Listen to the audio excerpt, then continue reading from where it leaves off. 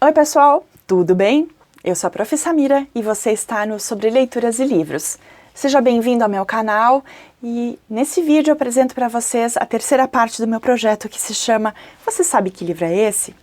Então nessa parte eu faço pequenas resenhas de textos de livros que eu já li e compartilho com vocês essa minha experiência de leitura.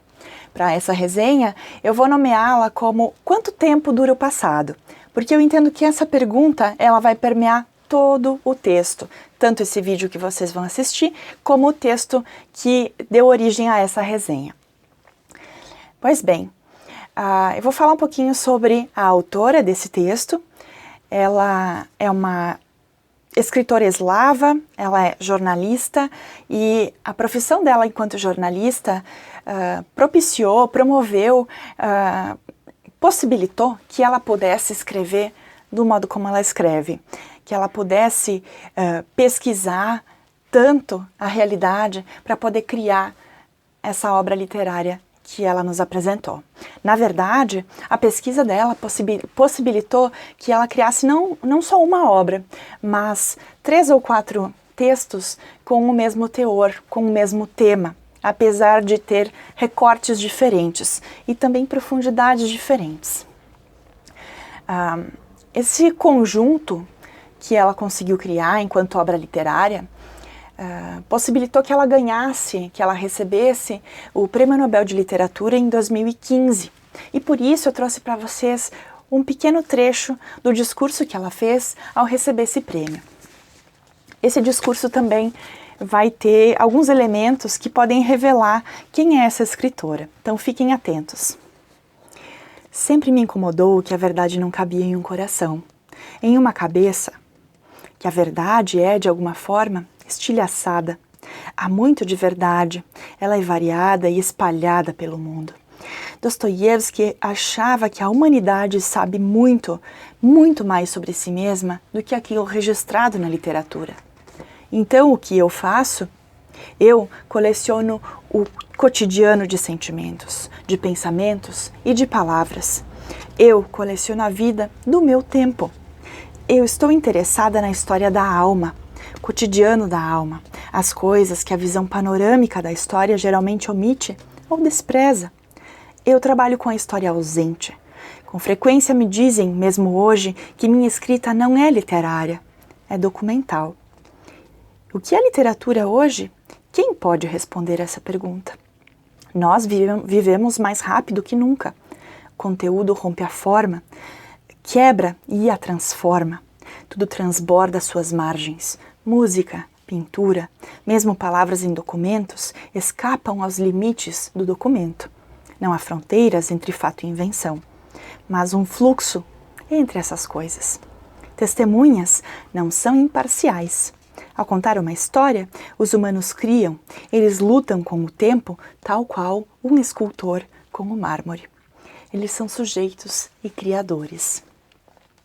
Eu me emocionei muito ao ler esse texto, achei que ele revela demais sobre essa escritora e por isso eu gostaria de fazer uma breve síntese, a sinopse desse texto que vocês vão ler.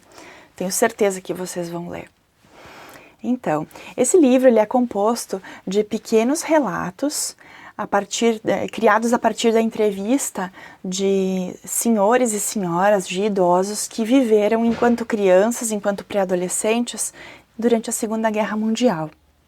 Então a escritora colecionou esses relatos, compilou e trabalhou em cima desses relatos para poder mostrar para a gente essa realidade, essas memórias que ficaram, essa parte humana que restou da guerra. Esse relato é muito potente, essa narrativa é muito potente, ela nos convoca à reflexão e a repetição das partes, a repetição desses relatos, a consolidação dessa história, ela se transforma numa história geral, ela não é mais a história de uma única pessoa. E isso também é um grande mérito, é um grande ponto positivo que esse livro nos traz. Eu vou ler para vocês também um pequeno trecho desse livro para mostrar para vocês, para dar um pouquinho mais do gostinho do que essa leitura espera ou guarda para vocês. Então, esse pequeno texto que eu escolhi, ele tem como título Quero Viver, Quero Viver. E ele foi escrito, ele foi elaborado a partir do relato de um senhor que é arquiteto e que na época ele tinha 4 anos de idade. O nome dele é Vácia. E o relato diz assim: essas cenas, esses fogos, são a minha riqueza. É um luxo eu ter sobrevivido. Ninguém acredita em mim, nem mamãe acreditava. Quando começamos a recordar depois da guerra, ela se surpreendia. Você não pode se lembrar disso. Era pequeno. Alguém te contou. Não, eu mesmo lembro. As bombas explodiam e eu me agarrava ao meu irmão mais velho. Quero viver, eu quero viver. Tinha medo de morrer. Mas o que eu podia saber sobre morte na época? O quê? Eu mesmo lembro. Minha mãe entregou para mim e para meu irmão as 2 últimas batatinhas e ela só olhava para nós. Sabíamos que essas batatinhas eram as últimas. Eu queria deixar para ela um pedacinho pequenininho e não consegui. Meu irmão também não conseguiu.